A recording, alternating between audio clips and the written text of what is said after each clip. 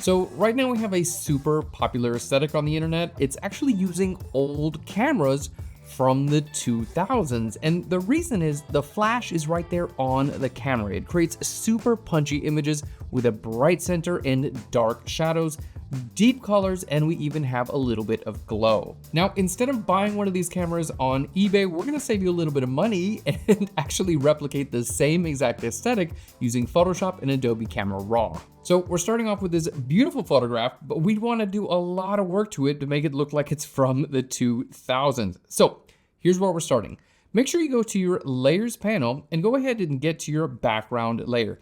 Now, the very first thing we need to do is convert this into a smart object. That way we can use smart filters because we're gonna be spending most of today in Camera Raw. Okay, so to get this to be a smart object, we're gonna go to the filter menu. So go up here to filter and we're gonna go to where it says convert for smart filters. Go ahead and check that and you're gonna see now we have a smart filter. We are ready for Camera Raw. Okay, so to get into Camera Raw, we're gonna go to Filter and then down here to Camera Raw Filter. Now, this is basically like a Lightroom clone that's built inside of Photoshop, and it's insanely powerful.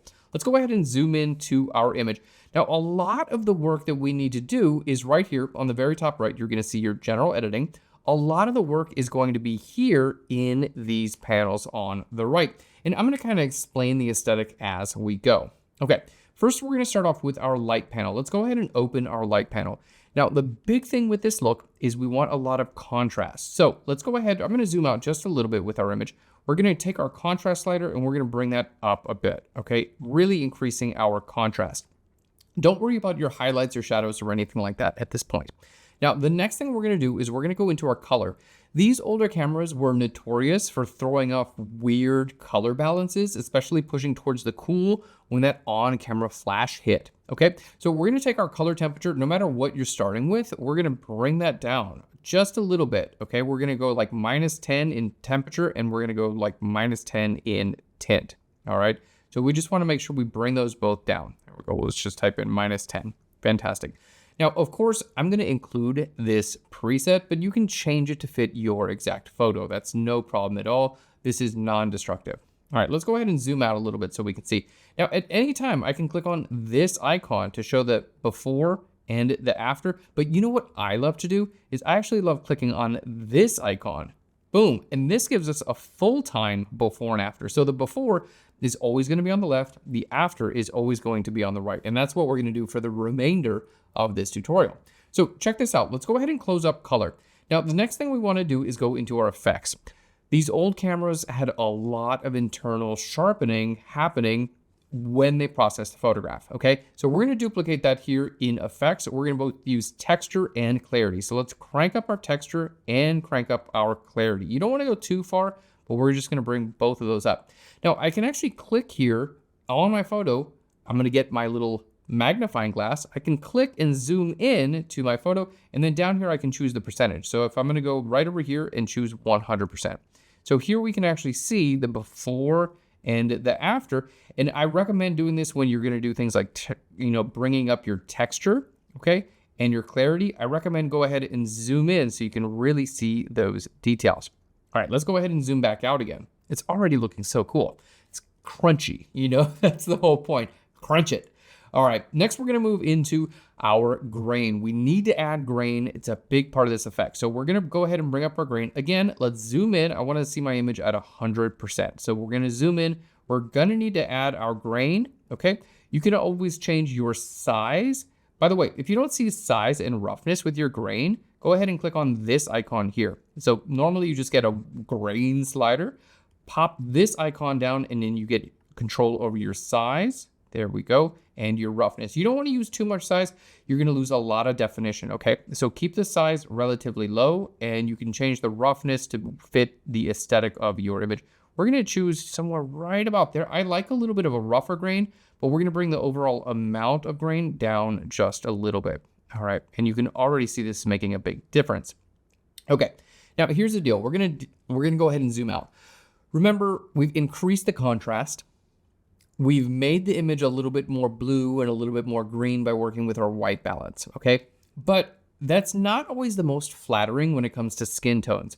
So I need to do a little bit of color grading to make sure that our shadows stay cool, but we got to make sure our highlights or our skin tones, we got to make sure they stay warm, okay? So that's where we're going to move here into color grading. Let's go ahead and open that up.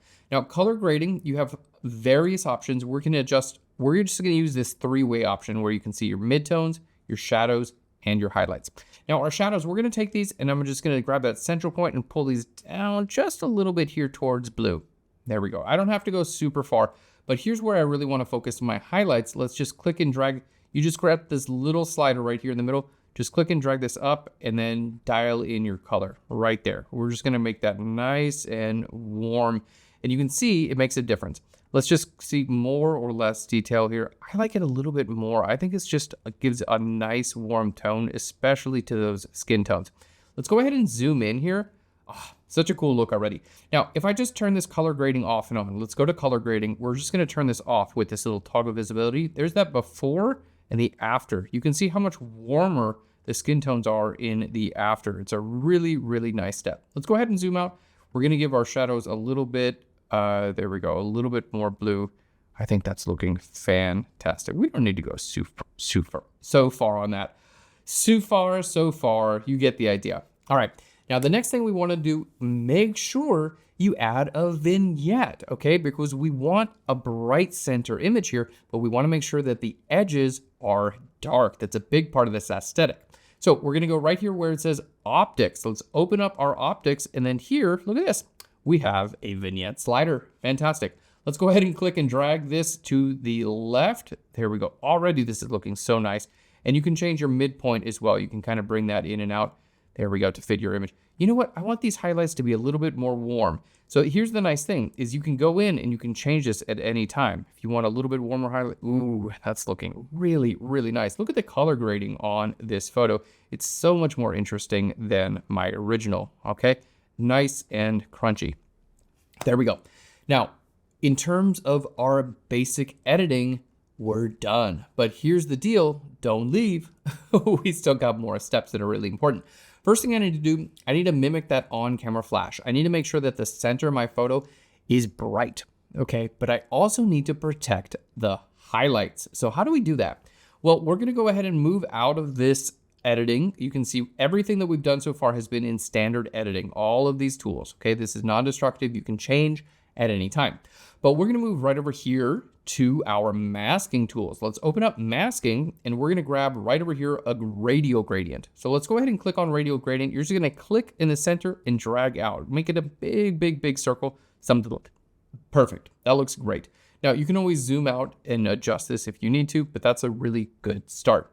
Okay, keep in mind, we're gonna go back where it says light. Now any exposure, adjustment, color changes that I make here are actually only going to be affected with this radial gradient.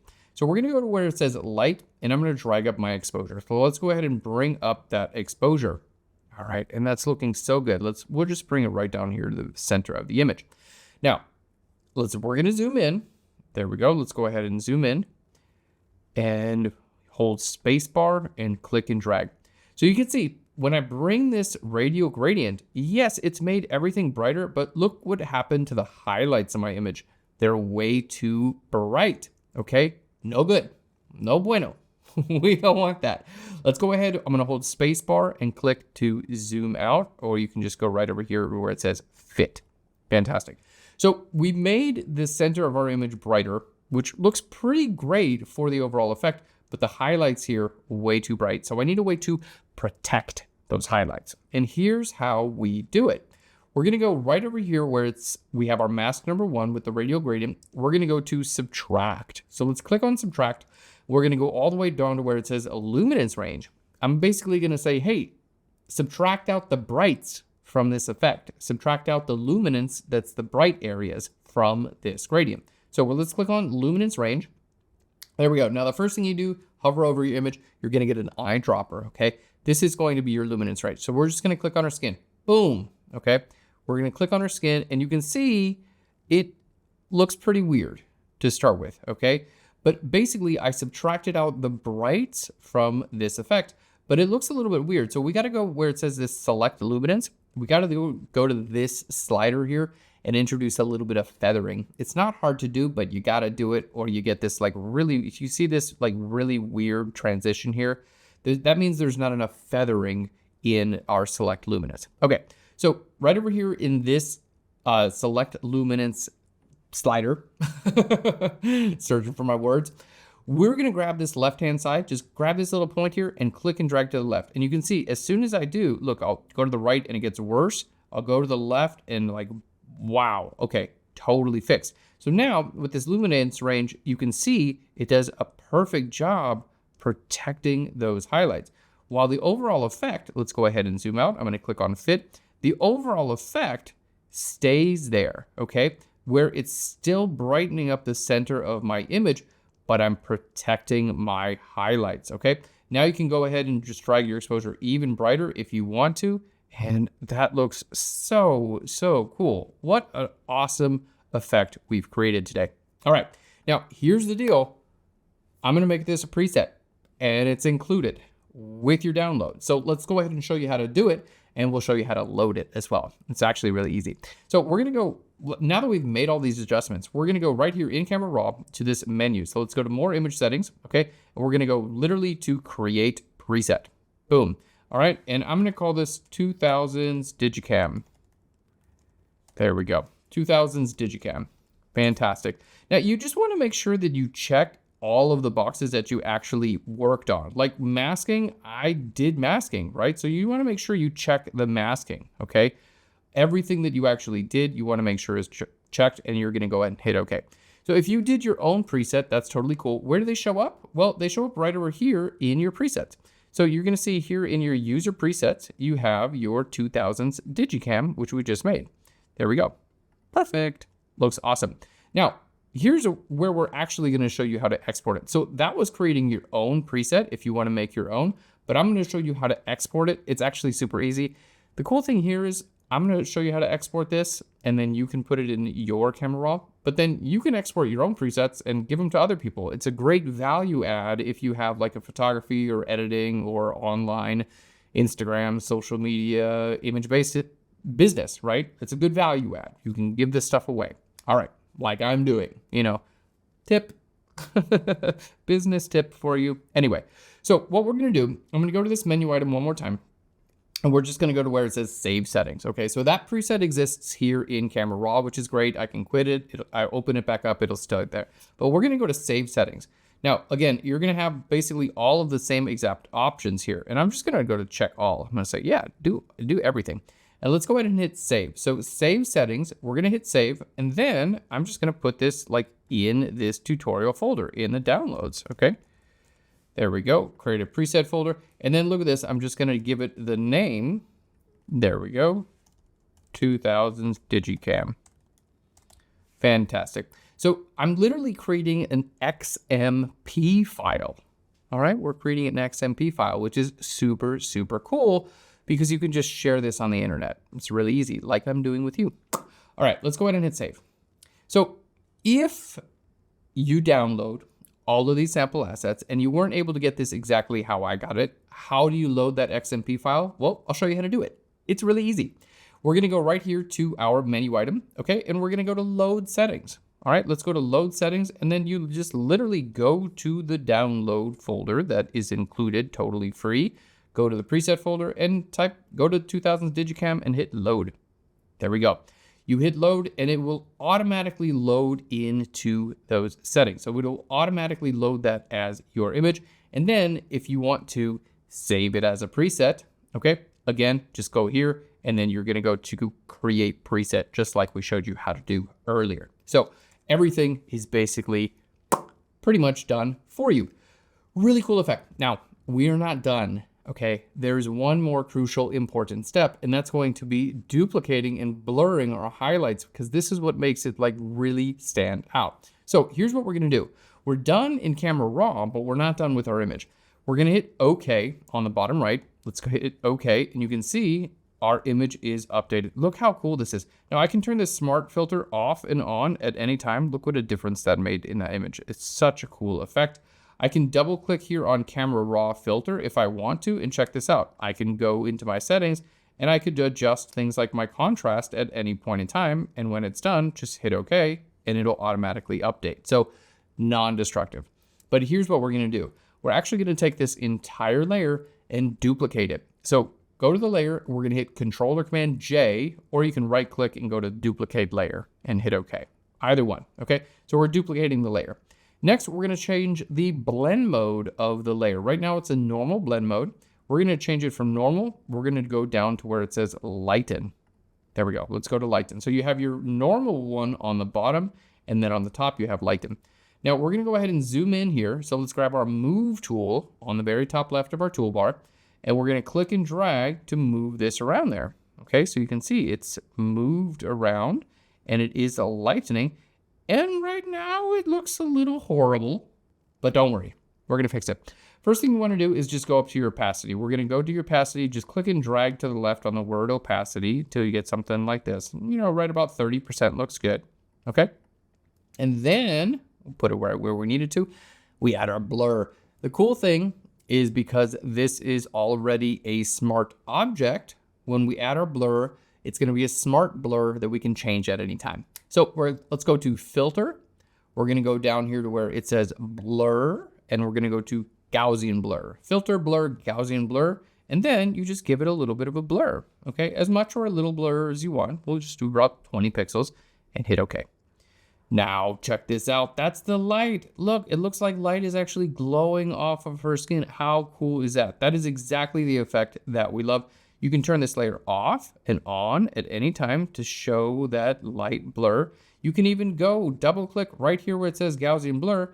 And look at this. I can change the amount of blur at any time if I want. If I want more blur, a more diffused glow, I can do that. And because I have its own layer, I can use the move tool and I can just move it wherever I want. So that is our light blur. How cool. I love this. Now, the coolest part about this is it's so easy for me to show you before and after. I literally make the top layer invisible and turn off my smart filters. And this is our image before.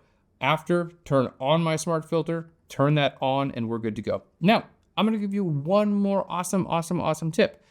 If you did this, if you did it before and after, and you're like, I like it, but maybe it's just too strong. Maybe I just did the whole effect too strong. Check this out. You go to where it says Camera Raw Filter. On the right-hand side, you're going to have this little icon that looks like some sliders. Just double-click on that icon. Oh my gosh, what? You got an opacity slider for the entire effect? You literally just click here and I can lower my opacity of the entire effect. So I can go back to my original, I can increase the opacity, I can just dial it in exactly where I want. If I want something more subtle, boom, hit OK, and I have a more subtle effect. There we go, and I can just lower the opacity of this and I get even more subtle. Go ahead and bring that there, and fantastic. We found the exact right place for this image. How cool is that? Now don't forget, you get this image, you get this exact PSD that I just created, and you get that preset totally for free. Just click on the link right down below to download everything. Thank you so much for watching. I hope you enjoyed this. We've been making free Photoshop videos since 2011. I didn't have any white hair back then. Now I do. If you want to keep watching, simply click on subscribe. We release videos every single week. Thanks again. I'll Phlearn you later. Bye everyone.